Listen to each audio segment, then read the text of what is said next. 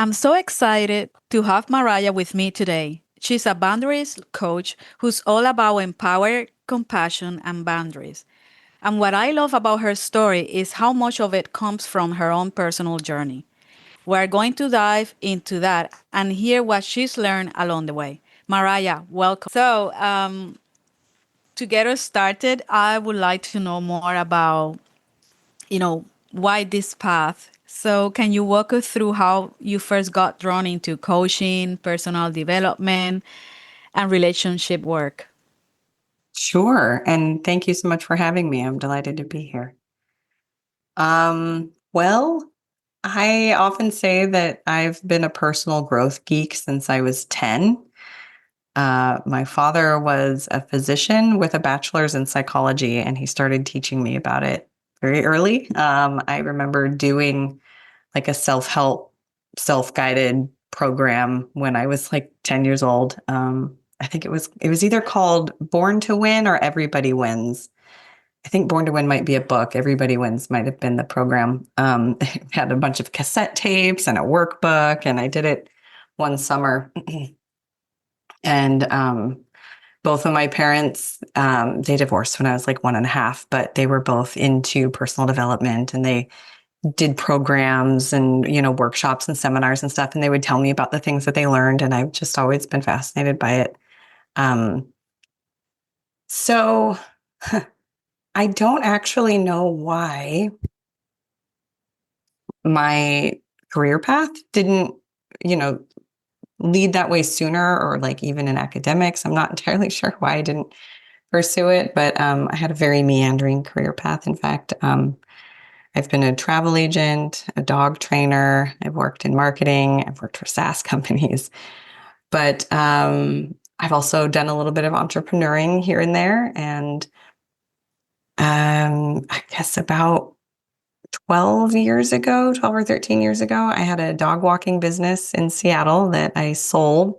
And I moved to Austin, Texas with the dream of starting an eco hostel. And I was having some hard times hitting some roadblocks, trying to get that happening. And one of my new friends was a life coach. And so I hired her to help me kind of sort things out. Meanwhile, I had actually already started writing my first self-help book. But all I knew of life coaching at that time was, I don't know, like Tony Robbins. And I don't know, that just didn't really click for me. But then having that firsthand experience of working with a coach, it was either in my first or second session with her, it was like a light bulb went off and I was like, wait a second. I feel like this is what I should be doing. And she was like, I think you'd be great at it. I have a course I've put together to help teach coaches how to be coaches. And so I took that and sort of uh, hung my shingle, so to speak, in 2015. And I've been coaching ever since. So, even though you have been in an environment from your parents of personal development and psychology and all that, you still have an entrepreneurial streak because you started different, businesses like the dog walking business and travel agent and all of those things. So you are now combining from all of that, what is life coaching, the coaching part and the entrepreneurial part of it. So from that, what make you move into what you will consider, you call empower compassion as your Mm. niche? hmm Quick side note, I'll also add that my father, aside from being a doctor, was also an entrepreneur. He had started an outdoor clothing and gear company, of course, in Seattle. It's a very common thing. So, but again, this was like 50 years ago. But so I think I had some modeling for entrepreneurism as well. As far as my niching, let's see, when I first wanted to coach, I think it has been a journey to find the clarity. It has taken me most of the 10 years that I've been coaching. I don't think that's necessarily that has to be the case for everyone, but for anyone out there who's listening, who has been at it for a while and hasn't quite found their niche, stick with it. It'll come. Um, Yeah. I originally, I think what I really wanted was to support people in like a holistic approach to life, like the way that all of the different pieces of our life are connected and how, we might be struggling in one area, but it could actually be a result of neglect in a different area. But I was really having a hard time turning that into something marketable. And people were telling me that the main three big buckets of, coaching markets tend to fall into relationships, career, or like wellness, fitness, health. Mhm. And of those three, I felt most drawn to relationships, except at that time it was more like the relationship with self. And so kind of a self-love thing. And so I was trying to work that angle. But again, this was like 9 or 10 years ago, and it wasn't quite as sexy then. I think it might go over better nowadays. But so I decided that romantic relationships were pretty powerful in my own experience in terms of kind of being a mirror for how we love ourselves. And Mhm. so I kind of niched down into romantic relationships. And then one day, and this was a little bit of a serendipitous thing, I saw a post on Facebook, and it was, I agreed with a lot of what it was saying. It was very much, encouraging women to, um, you know, be connected to, their self-worth and not necessarily give and give to someone who's not really reciprocating and, try to focus their energy on someone who's maybe a little bit more deserving of their love. And I commented on this post to the effect that I agree with most of this, but I don't really like the idea that someone's not deserving of love. Maybe they're just not aligned. Um, and maybe there's a way that we can love people and leave them. That we can compassionately part ways instead of judging people as worthy or not, because heaven forbid that judgment gets on us and we think ourselves may be unworthy. So I didn't realize that that post was sponsored. And so it was getting a lot of circulation, and I got like 400 likes and comments on my comment. And I was like, oh Wow. wow, there's a niche here. So I created my own Facebook group, and this was in late 2019, I think, early 2020, right before the pandemic. Um, and just, reached out to everyone, and more people found me, and it just grew this group around this idea. And I played around with the name a little bit in the beginning and landed on empowered compassion because I think that that's really what I was after. And Mhm. it's about countering this common notion out there that we have to sacrifice our compassion in order to become empowered and even boundaried. And I was like, no, I think if we empower our compassion, it'll become big enough for ourselves as well as others. And then I later realized that also is how your boundaries become healthier than ever. So after, like, from there, I ended up working with women with insecure attachment styles and helping them shift to more of an internally rooted security. And a big aspect that came up a lot was boundaries. And ultimately, it was it was a matter of me trying to find a way to craft messaging that felt authentic and connected with people. And I wasn't really able to do that with the sort of insecure attachment realm in a way that, felt fully aligned for me. But somehow, like, the boundaries piece felt a lot cleaner, like energetically cleaner to talk about. Um, and so that was about 2 years ago, and I've really found my groove in it. A lot of coaches do, incorporate some stuff about boundaries, but I think I've only encountered like one or two other coaches that just focus on boundaries, and I feel like there's room for it in the market. So this is where I've landed. Yes.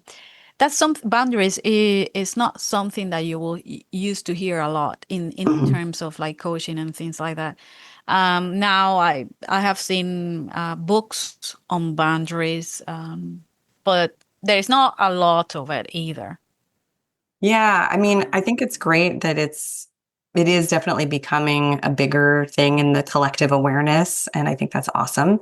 And there is some information out there, but it's first of all, it's not enough, and second of all, it's not very helpful. Like, no is a complete sentence. It's true, but not very helpful. Like, it doesn't address the fact that like what do I do with this gripping fear that I have of, like upsetting people about saying no? Like, it's just a lot of the stuff out there, and in fact, not just boundaries, but a lot of the self-help stuff out there, I feel like it's just pointing to the tip of the iceberg without any mention of the giant stuff that's underneath. And to me, I find it really detrimental because I think that when people are out there consuming these, little quips about, no is a complete sentence, and then they're like, well, everyone makes it look so easy. Why is it so hard for me? What's wrong with me? And then they end up a little debilitated and some shame. It's just unnecessary. And so I like to talk a little bit more about the deeper levels about what's behind the difficulties with boundaries. Yeah, and that is true because I have read a couple of books on boundaries. There's one that I even bought to give to a friend, and a lot of it is like this is how you should say, whatever the situation is. So Mhm. you set your boundaries.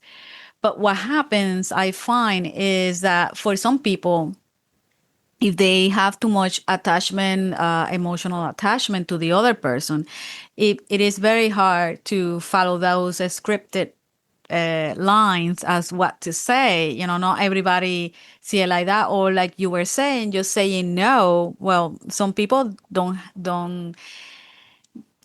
they don't have the courage to do it. So I think maybe Mhm. they have to work with themselves a bit more, or define some other way, so they can start setting those boundaries in a different way Yes. than just what I feel bad if I just say no, but then things like that, and it happens a lot to people. So yeah, I Yeah. think like you say, it just they are at the tip of the iceberg, but they haven't go further.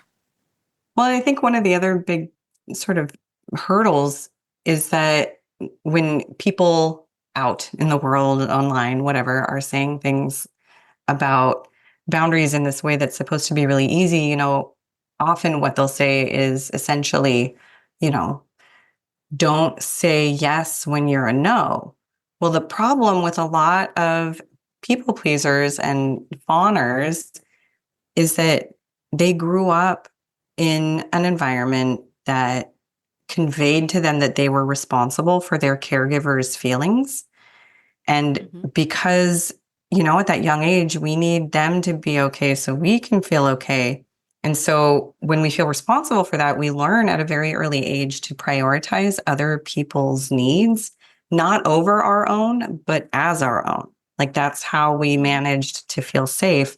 And I think it's the real reason why boundaries are so challenging for so many of us, because it's hard to know what we're a no to when we're already a reflexive yes to almost any requester. Hey, can you? Yeah, sure. What do you need? Like you're a yes to the person, right? In a way, more so than the requester, like whatever it is. Um, and essentially having our sense of safety and security anchored outside of ourselves like that, it tends to make saying no kind of unthinkable. Like it just doesn't even occur to you. Yes. So moving a little bit now into the building of the business. Mhm. When do you decide to turn your inner work into a coaching practice? And then also, what do you have any hesitations or fears? And if you did, how did you face them? Um, So two questions. The first one, in terms of like when I shifted my inner work into a coaching practice, I would say that that started actually like in my mid 20s when I first started working on my first book. I've self-published three books. I've got a fourth on the way. Um, and the I just I feel I felt at the time like I had been paying a lot of attention to things that felt helpful for me in kind of formulating a worldview and a sense of self. And I decided that, like, I don't know, I took a lot of notes and was gathering these things, and I feel like I was being pretty effective, like I said, at creating a worldview and a sense of self. And I thought, maybe I could sort of consolidate this in a way that might help shorten someone else's journey to do the same thing.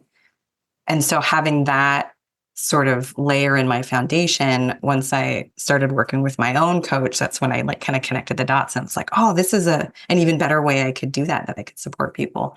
I think that, I mean, beyond that, it's just kind of always been in my nature to, I don't know, to be helpful, to want to help people.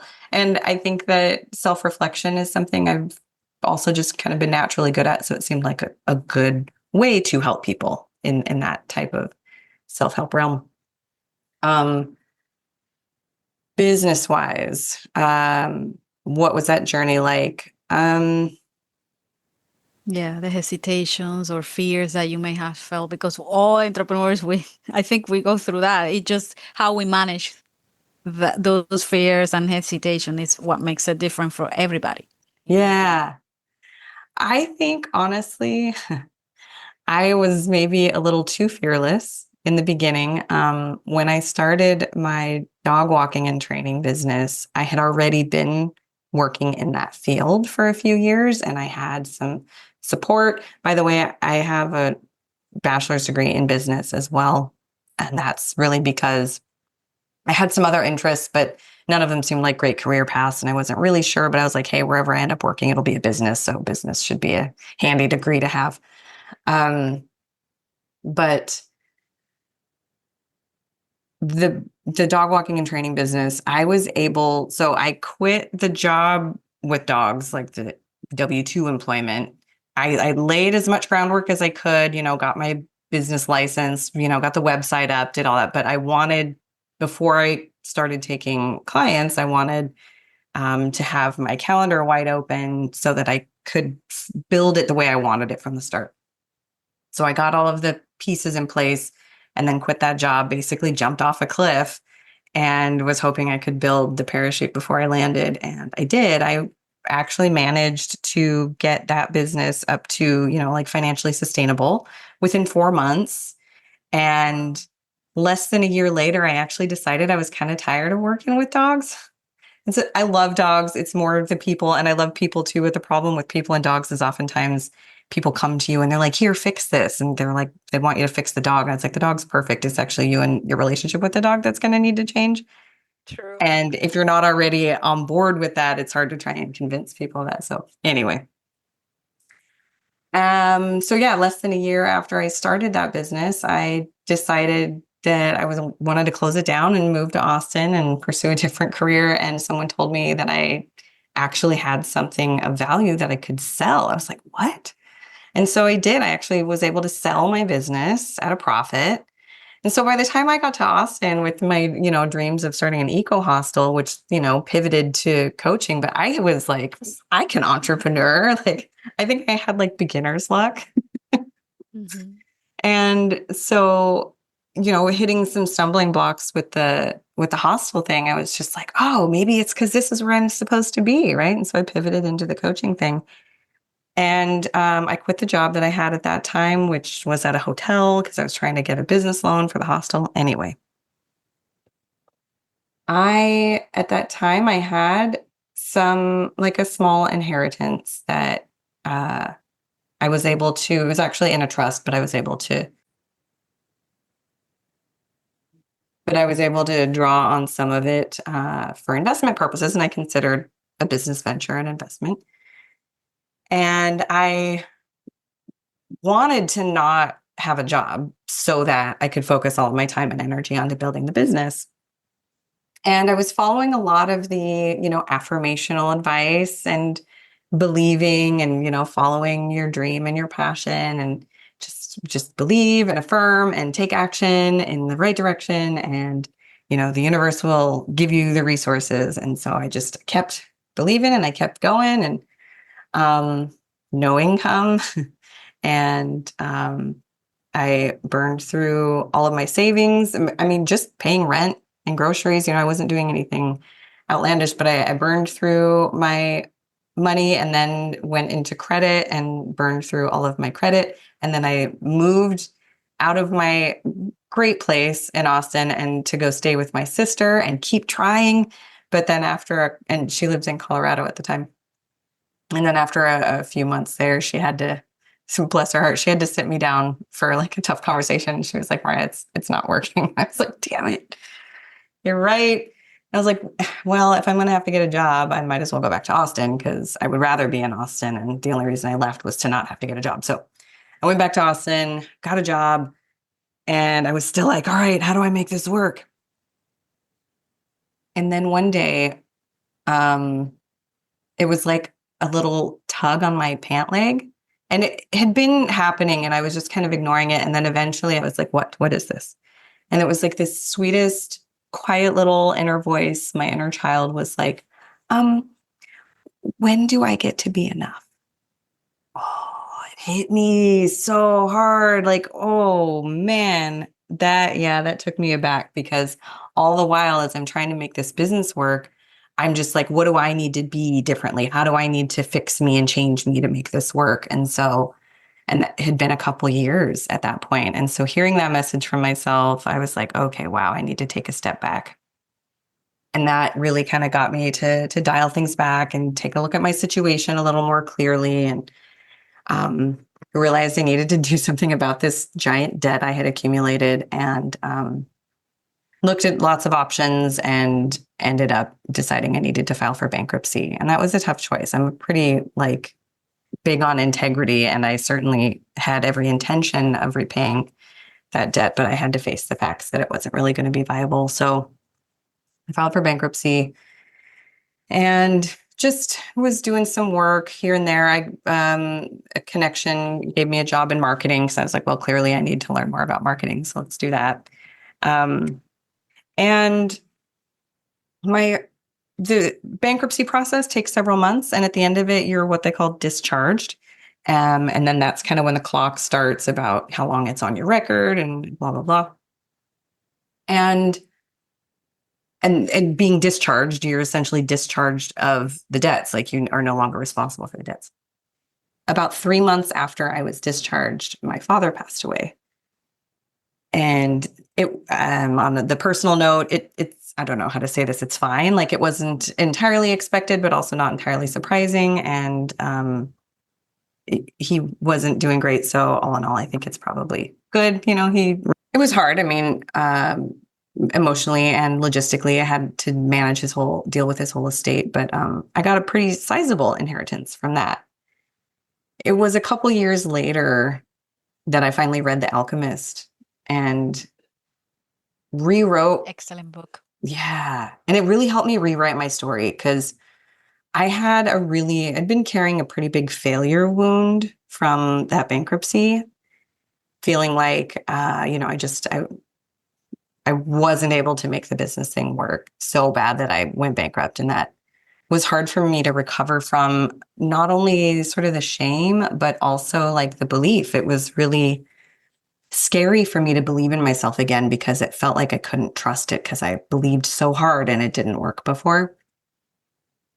But reading The Alchemist, if anyone hasn't read it, it's the story of a person who is on their sort of, I would call it the path of purpose, and goes on all of these different little sort of like tangent things, but later comes to see how it was all part of the path. And, there were setbacks, but then there were blessings. And again, it was like all part of the path.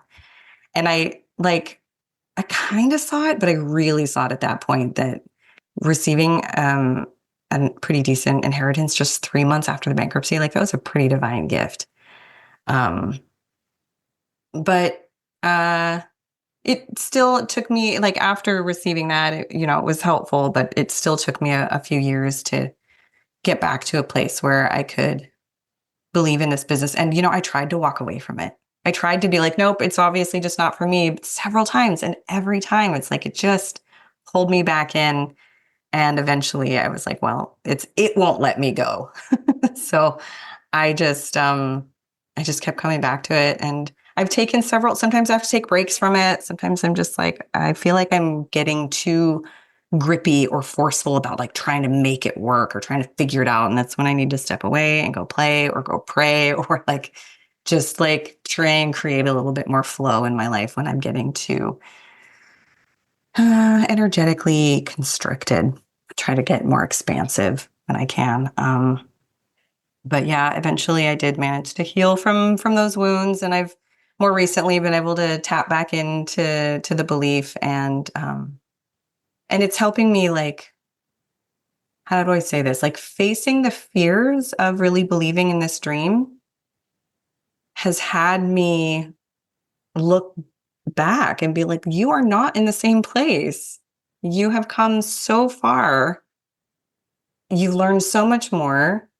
Um, and I don't know, I've managed to convince myself that I am safe to believe in this and invest emotionally and financially in this again. Yes, I was gonna ask you, but I think you cannot answer that. Is that like how you manage the tension between, staying true to your own path, with the inner work and authenticity, and also meeting practical business demands. But it's like you were saying, when you get too much into it, you kind of like have to step back a little bit, because the inner you gotta like, in in my view, because that happens to me, you have to kind of like step back, take a break, and renew your energy, and your perspective change, because then you are more, it kind of like, I put in my experience, like I put myself on the outside, and then I looked in, and see, okay.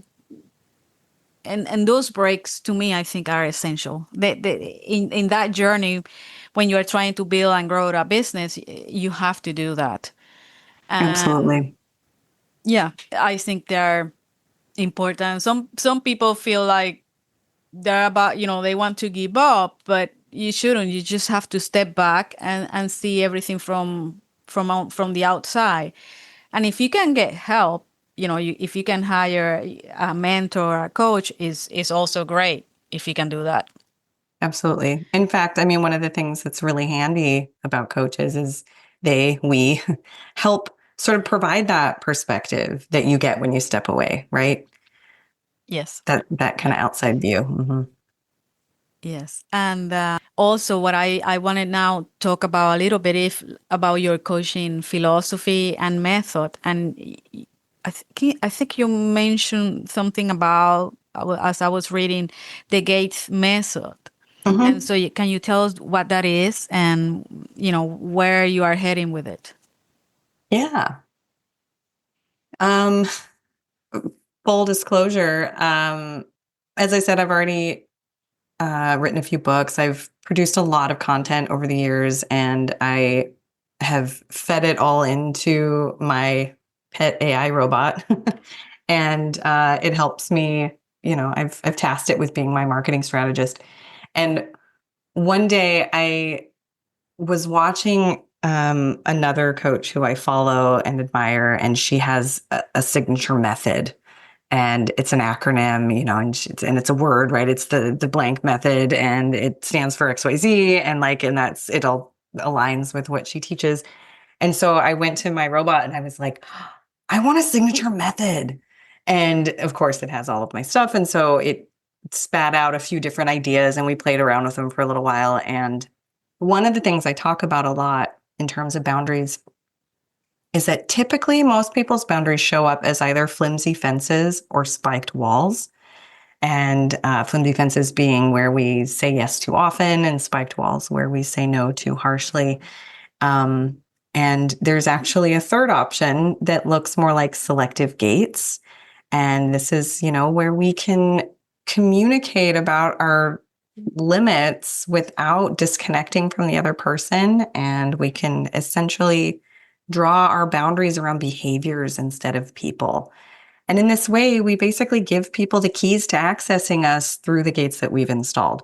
So it's empowering and loving. And I think it's a really ideal way to be and to be boundaried.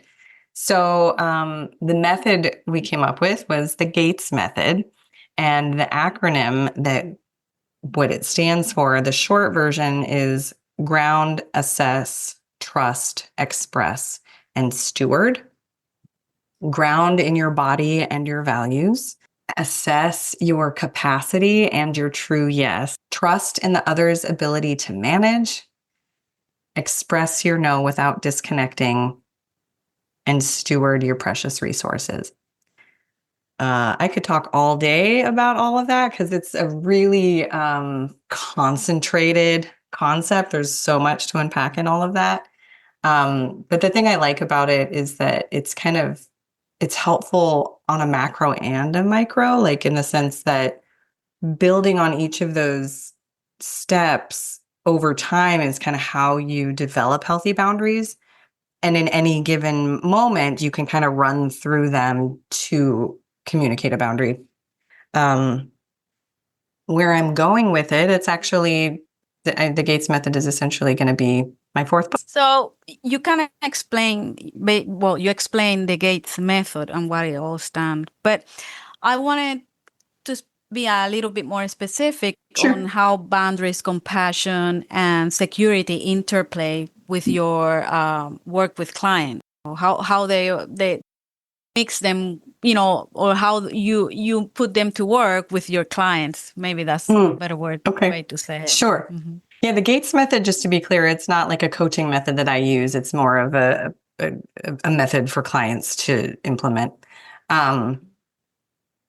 Generally, when clients come to me, they're typically feeling exhausted from a pattern of flimsy fences and spiked walls. So they will, and this stems from this really sadly prevalent misconception that boundaries are mean. And so when we feel like they're mean, we avoid saying them. And so we say yes too often. And then our resources become so depleted that our nervous system drops into survival mode and we throw up these spiked walls and we're like, get off of me, leave me alone. Ah. And then we feel bad. And we go back into our flimsy fences and it's this vicious cycle. And people often end up just commonly feeling depleted. They might feel a lot of resentment from other people taking advantage of them. And I'm like, where are your boundaries? Or they might just be struggling with, difficult, like a lot of conflict in their relationships. I often also have clients will come to me with like, I'm trying to communicate my boundaries, but the other person just like won't respect them. I'm like, then you don't understand boundaries because boundaries are your responsibility to manage. So this is where I'm like, okay, we got to just reframe all of your thinking about boundaries. Like they don't have to be mean. They can actually be really loving ways to like be connected with someone and for your people who you care about to know how to love you better. And it's kind of like the oxygen mask rule, where we got to take care of ourselves first or we're no good to anyone else. And learning how to love ourselves in service of our love for others, like the compassion and boundaries are not mutually exclusive. So helping people understand that they can be empathetic and boundaried and that they can love unconditionally and have conditions on their relationships is really a freeing experience for them. So I tend to walk them through. I tried having it in a more structured, syllabus type format, but everybody's the issues that they're dealing with are a little bit different. And so typically what I end up doing is just, let's just meet session at a time. And instead of working through them in a linear fashion, I just have this like bucket of tools that we'll address and eventually you'll get all of them. But it's things like building an awareness practice, building an embodiment practice, really developing non-judgment, focusing more on what's aligned or not aligned, and learning how to get back in touch with your own needs and limits, because a lot of times people who struggle with boundaries aren't even, like I said before, we don't even have that awareness of what we need. And then learning again how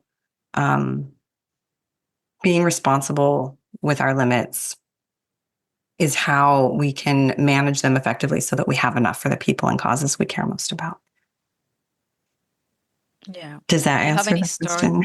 Yes, but do you have any stories that stood, from working with clients that have stood out?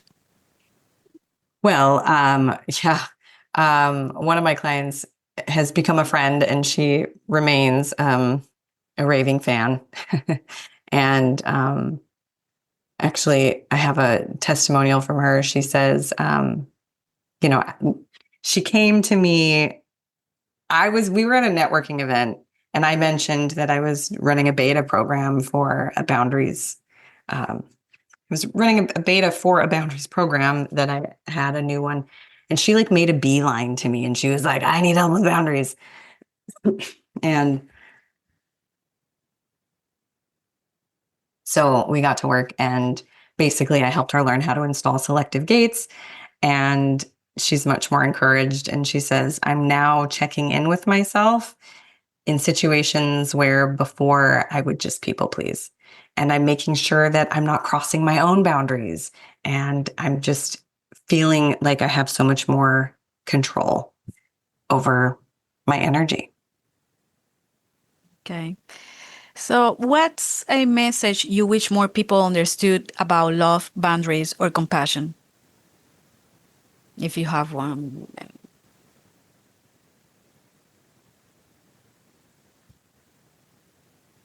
Contrary to popular belief, we do not have to sacrifice our compassion in order to become empowered and boundaried. And when we empower our compassion, it becomes big enough for ourselves as well as others, and our boundaries become healthier than ever. Okay. Yes. And so, what does success feel to you now versus earlier? You know, your definition of success now that you are more experienced, time has gone by, have changed, has evolved. That definition of success. In business, Yes. no, I don't think my definition of success has changed. I I want to I want to reach my mission, my personal and professional mission, because they have merged now, is to empower compassion in as many souls as I can. So, success, I don't know that it's I don't know that there's an end goal because as many souls as I can. I mean, that's a lifelong journey. So there's milestones at this point. Um, Hmm. and in terms of like how many one-on-one clients I'm serving, how many, eventually I might start doing group programs. I also provide workshops and I'm working on a TED Talk. In fact, I recently got notified that I'm a semifinalist for a TED Talk in January. I'm very excited, fingers crossed. There's a lot of us though, so it's still a little contentious, but yeah, yeah, success for me is more people knowing that boundaries can be loving. What daily or weekly habits or practices do you rely on to sustain your emotional and energetic well-being?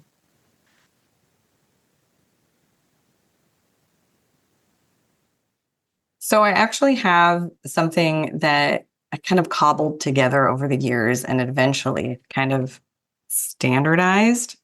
And I call it my peaceful power practice. And it has 5 main elements. And the first one is study. So I'm always studying, learning, picking up new information, whether it's personal or professional development, because in my line of work, they're kind of the same. Um, but on the side note, I will also say that just like you were saying, or we were discussing, that sometimes we have to step away from the business. Sometimes you have to step away from learning and let yourself like really integrate that and start incorporating it in your life. Um, so study in terms of an ebb and flow type of phases. Um, Self-reflection, which for me typically involves journaling. And, my relationship with journaling has evolved over the years. And now it's more like a conversation with my higher self. Um, Sometimes it's kind of a diary, like I just note things that are happening. Oftentimes, what I note are just questions I'm carrying with curiosity. Sometimes my higher self will have the answer as soon as I write it down. Sometimes it comes later. Um, and then there's also, so there's like self reflection, but then there's also interaction. So, interaction is another element of this. And, you know, I think there's only so much we can do by ourselves. Like we are relational beings. And so you have to be in relation with other people. And sometimes it's fun to get a little bit experimental with different ways to relate to people and see what comes up in you, what comes up in the dynamic, things like that. So it's, in a way, it's an extension of the self-reflection, but it's like, it's the practical space for it, for me anyway. And embodiment is a huge one. Embodiment was like the key for me. I had done a lot of self work on the mental plane, and I had heard, like along the way, I had heard about embodiment, but I didn't really understand it. And it took me a while to get it. It's funny because being in your body has literally, by definition, nothing to do with the mind. And so it's hard to understand it with the mind. You just have to like figure it out. It's a very experiential thing. Um, I mean, it's an analogy I often use is like you could read an entire encyclopedia about swimming and then you go get in the water. And it's just so learning how to get in my body has been really, really impactful and has helped me access a whole new world of wisdom within me as well. And in terms of boundaries, by the way, I think that, and this is, something I preach to my clients as well, is developing an embodiment practice, because one of the things that's really important is learning how to discern the difference between safe and unsafe discomfort. And a lot of people will, overextend, overgive themselves, and deplete their resources because it feels more safe in the sense that it's more familiar. And so it's uncomfortable to be depleted, but they think it's a safe discomfort because that's how they got like conditioned when they were young. But it's not a safe discomfort. Whereas saying no is super uncomfortable for recovering people pleasers, but that is actually a safe discomfort. So learning again how to discern the difference between safe and unsafe discomfort is really important. And I don't think it's possible without being able to get in your body. And then the fifth piece of my peaceful power practice is support, like having people around, and I think, and this is the me coming off of when I was more of a romantic relationship style coach, so many relationships I think are doomed by thinking that one person can be your whole village. I said we're relational creatures, we're social creatures. We do need other people, but we need like a pretty decent variety of other people. We can't just have one other person meet all of our social needs or ourselves. Like it's important to learn how to meet your own needs for sure, but we also have to acknowledge that we have social needs. And so having, nurturing a robust social network, having friends, investing in those relationships is important. And also having mentors and coaches and guides and, experts who can support you as well, I think is really important. So as far as a daily practice, I don't know that there's any piece of that I do every day, but probably, at least one of them gets done every day. It's more of a kind of a weekly flowing kind of thing. Yes, it's the same for me. Not every day I journal, but when I do, there could be a whole week where I do it every single day. There are times what I actually my I will say my body, but my mind is more about reading a book or listening to some guided meditation and things like that. So, but it's a mix of different things or exercise, go walking and outside and all of that. Yes. So, having said all of that, what's one invitation you would like to extend to listeners today for growth, reflection, or action? My very favorite tool for enhancing boundaries is following a no with a yes. I'm not available for that, but I am available for this. My go-to showroom example, oof, no, I can't help you move today, Sam, but I can help you unpack this weekend. It's just really important to recognize that we are rarely anyone's only option and to trust in their ability to problem solve. Yeah. And being I able to like follow that. no. Yeah. And being able to follow up a no with a yes makes it feel less scary, especially for us recovering people pleasers. And honestly, it's generally more pleasant to receive as well. And it helps the other person know that it's not personal. You're not rejecting them. You're just kind of a no to the thing. Um, and I think it's also helpful to recognize that it doesn't have to be apples to apples, like that example. It could be like, gosh, I'm so sorry, I can't help you with that, but thanks for reaching out. And I send you love and courage. Yes, I like that. And I think we have to do more of that. We get so afraid of saying no, but why not offer an alternative? Like, well, not for this, but yes to this other thing. So Mm-hmm. I really like that. Well, it's Mariya, it's been a real pleasure talking to you, and your story, it's been very interesting. All your journey about your businesses and how you got to where you are now, all that self discovery, and also finding what that thing that you really want to do. Going through all of that. It's been fascinating talking to you. Mm-hmm. And if anybody would like to learn more about you, what you do, and reach out to you, where they can. Sure. The easiest spot is lovecoachmariya.com. And my name is spelled a little different. It's Mariya. And I'm at Love Coach Mariya on pretty much all of the social platforms. I also have my own podcast. It's called Empower Your Compassion. It's on Spotify, Apple, and YouTube. So now you guys know where to find Mariya. And again, Mariya, thank you so much for being here today on this podcast. Thanks for having me. Thank you for tuning in to my entrepreneurial journey with Yaritza Baez. I hope today's episode gave you insights and inspiration to fuel your business journey.